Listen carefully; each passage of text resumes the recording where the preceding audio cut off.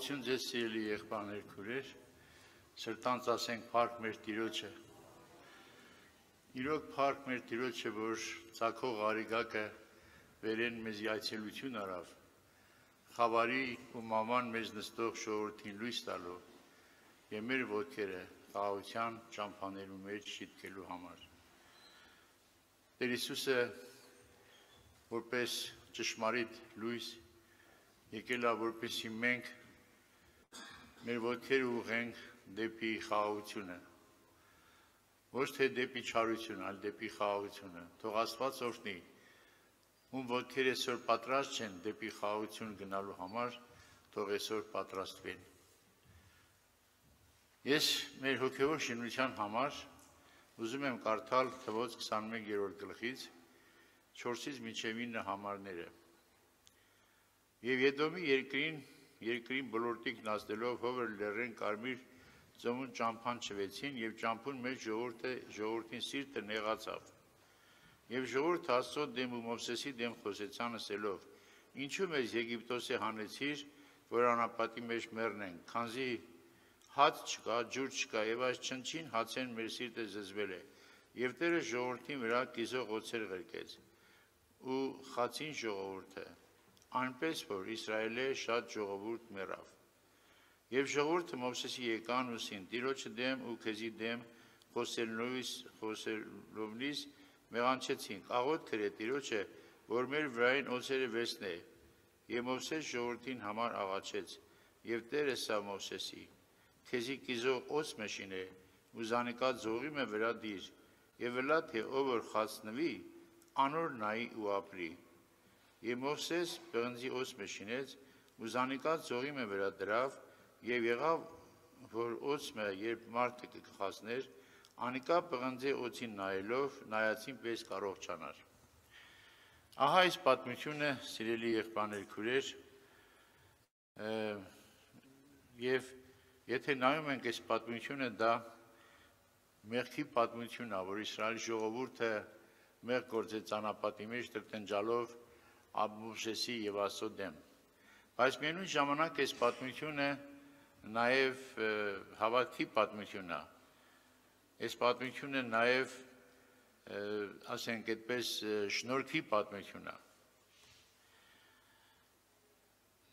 Սիրելիներս, երբ որ Աստված ուղարկեց կիզող օձերը նրանց տրտունջի պատճառով, եւ ժողովուրդը երբ որ սկսեցին կծել եւ բավական շատ ժողովուրդ մահացավ, ժողովուրդը ապաշխարեց, զղջաց իր համար, իրանց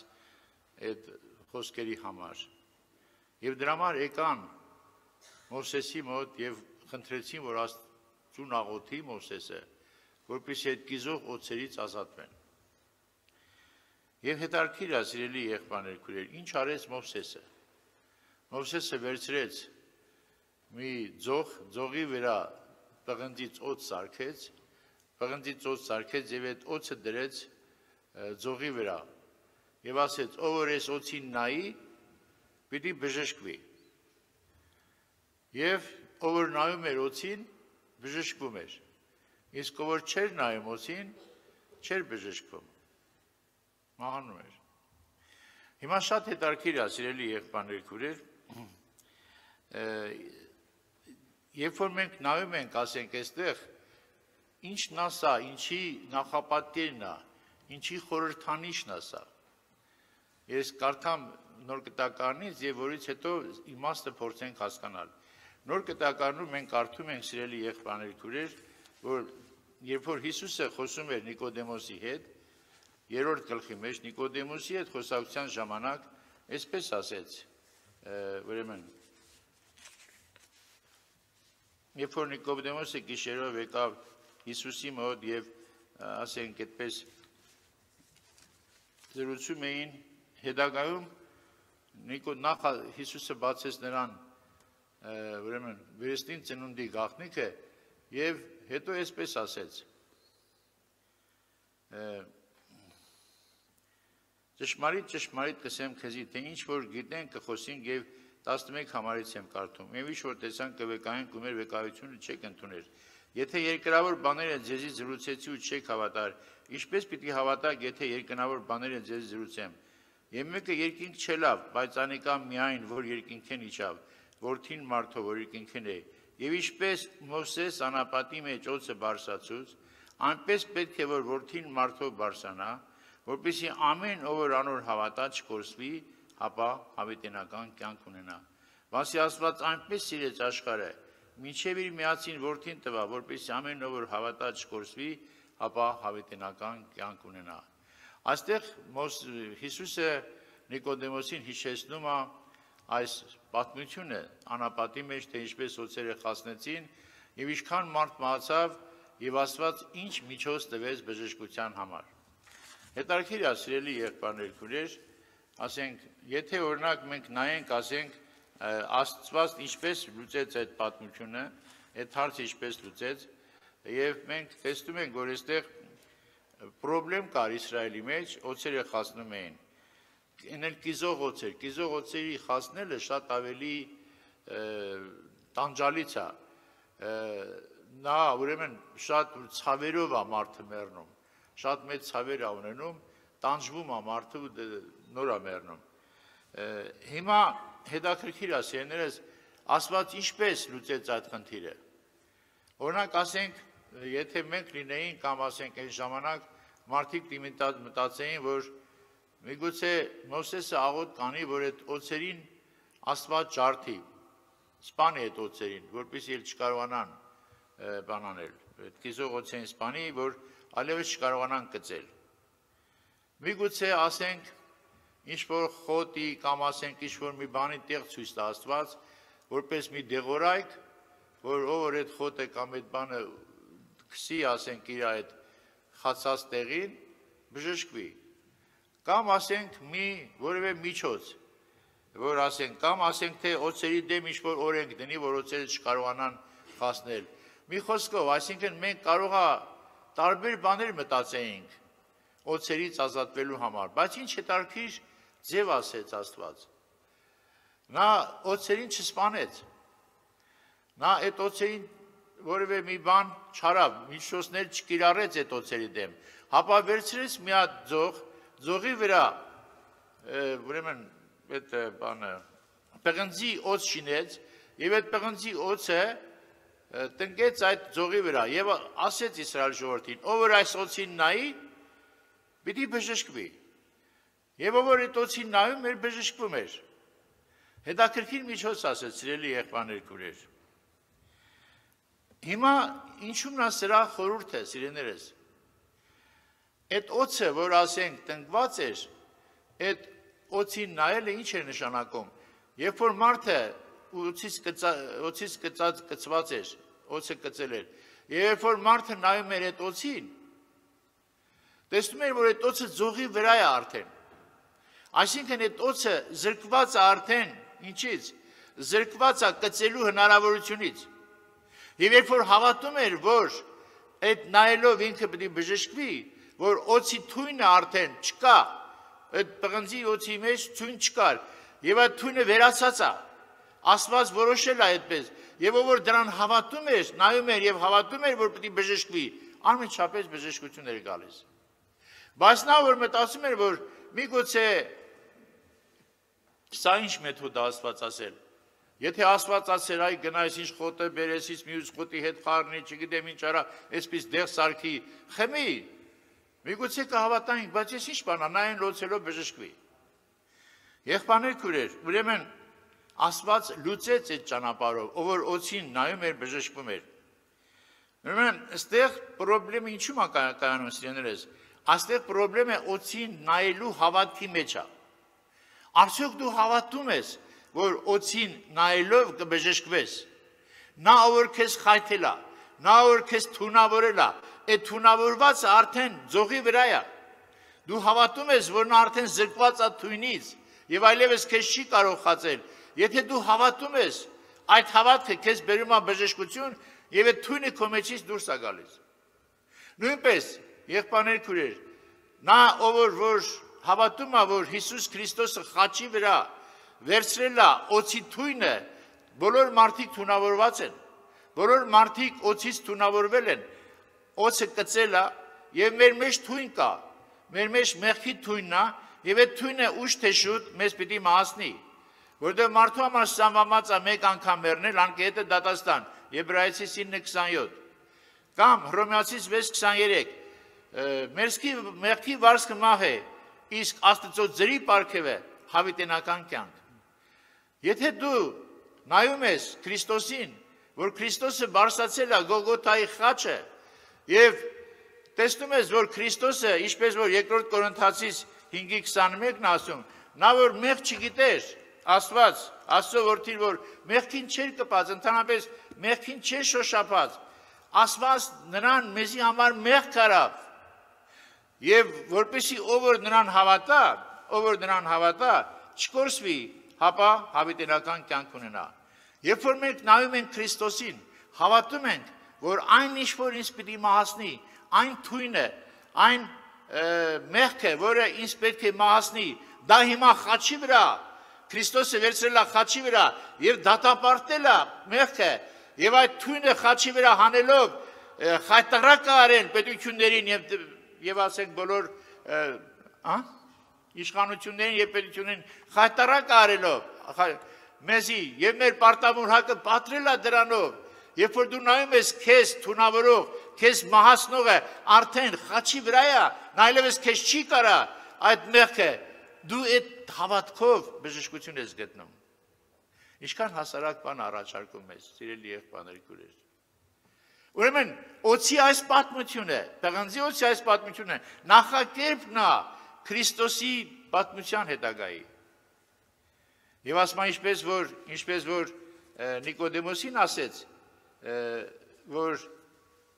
Նիկոդեմոսին ասեց, ինչպես որ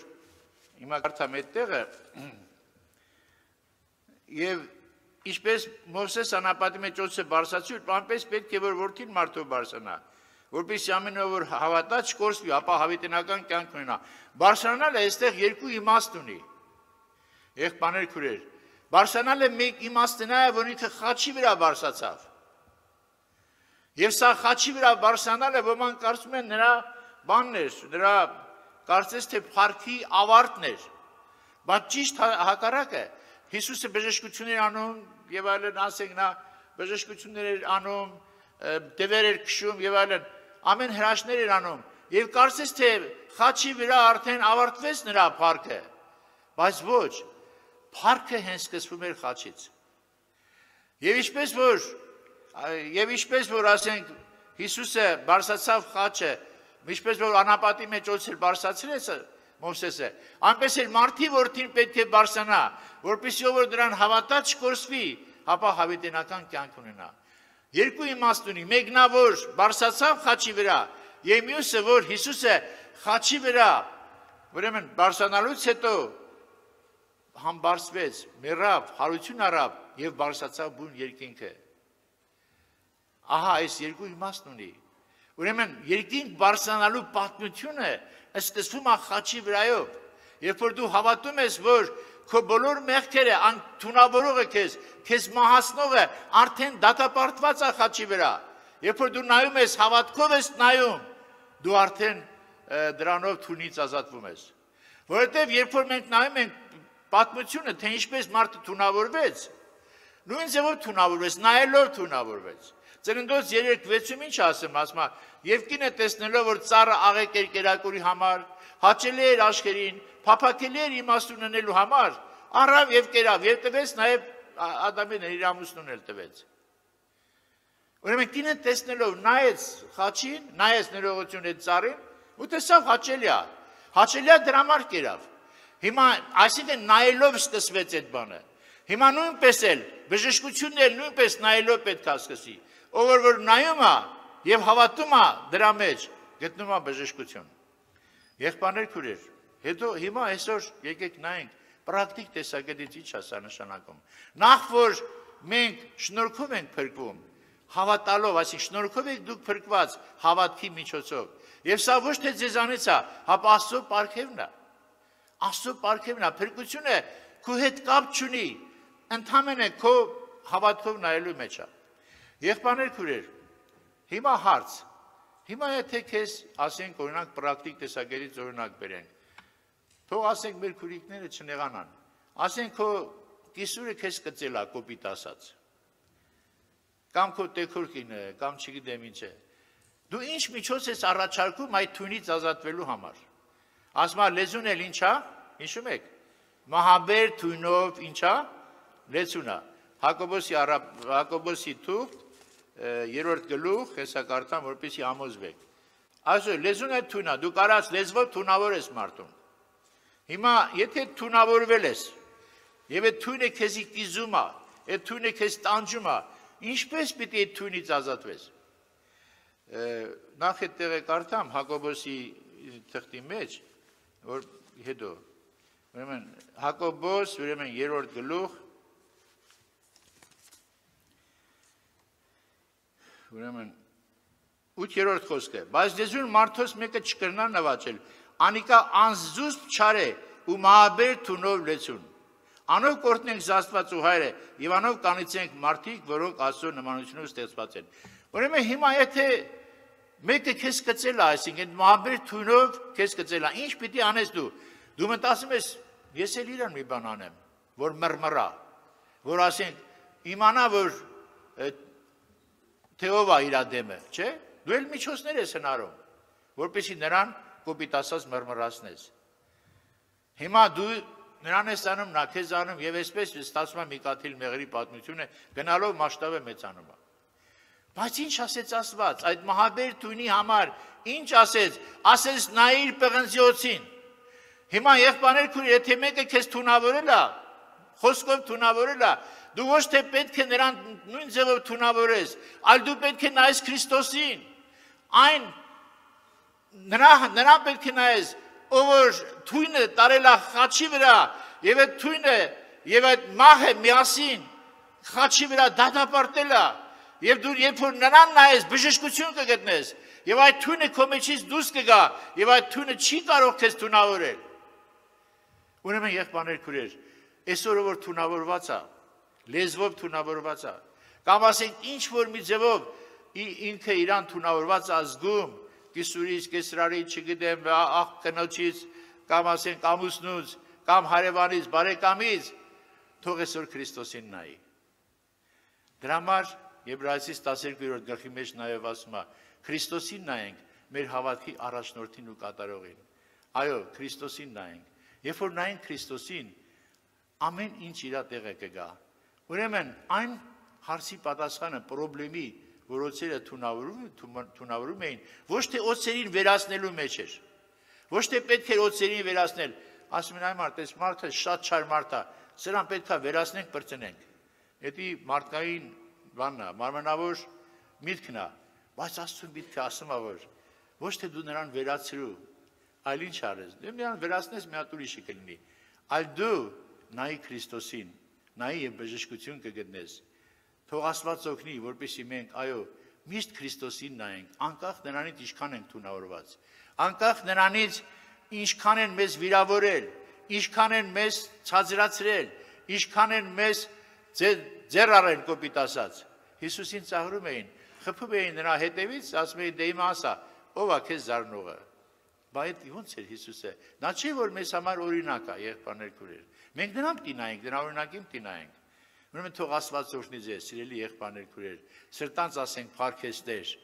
Ուրեմն մեր ոտքերը ուղենք դեպի խաղաղությունը, ուղենք դեպի խաղաղության ճանապարհը, որովհետև ծագող արիգակը դրա համար է երկինքից երկիր իջել, որպեսզի մեզ լուսավորի եւ մեր ոտքերը դեպի խաղաղությունը առաջնորդի։ Ամեն։ Եկեք կանգնենք աղոթի։ Եվ մի հատ երգենք, որից հետո նոր աղոթենք։ Արման ջան, նա տեսեք։ Ուրեմն եղբայրներ քույրեր, հիմա եթե դուք այսօր ունեք բան երգի ընթացքում, ովքեր որ օծից թունավորված են, այսինքն կոպիտ ասած, ով որ մեկը լեզվով թունավորել է իրան, իր սրտի մեջ մռմուր կա, կիզում է այդ թույնը իրան, այսինքն ցավը պատճառում, կիզող օծեր էին գծողները։ Մի մտածեք այդ օծերին վերացնելու կոպիտ ասած, ճակերտավոր օծերին։ Մի մտածեք նրանց վերացնելու համար, այլ հավատացեք Աստծո դեղորայքին, հավատքով նայեք Քրիստոսին եւ այդ բոլոր ձեր ներսի թույնը, որ լսվել է այդ թույնը ձեր մեջ, այդ թույնը կվերանա եւ դրա տեղը կգա Աստծո խաղաղությունը, որ բոլոր մտքերից վերա, ասենք փառք Տիրոջը։ Երկի ընթացքում թող առաջ կան նրանք, ովքեր հիմա վիրավորված են, թունավորված են, որպեսզի մենք աղոթենք, որ նրանք կարողանան ոչ թե նրանց հետո որ իրան թունավորելա, ոչ թե նրա մահը ուզի, նրան մի վատ բան ուզի, այլ նայի Քրիստոսի խաչին, որ Քրիստոս հիմա խաչի վրա այդ թույնը, այդ մահը, որը քո մեջ է, բարձրացել է խաչը, եւ շատ հետաքրքիր է եղբայրներ քուրեր, Հիսուսը Երուսաղեմի պատերից դուրս խաչվեց, որպեսզի բոլորը հնարավորություն իրան նայելու։ Մեր Տեր Հիսուս Քրիստոսը պատերի մեջ փակ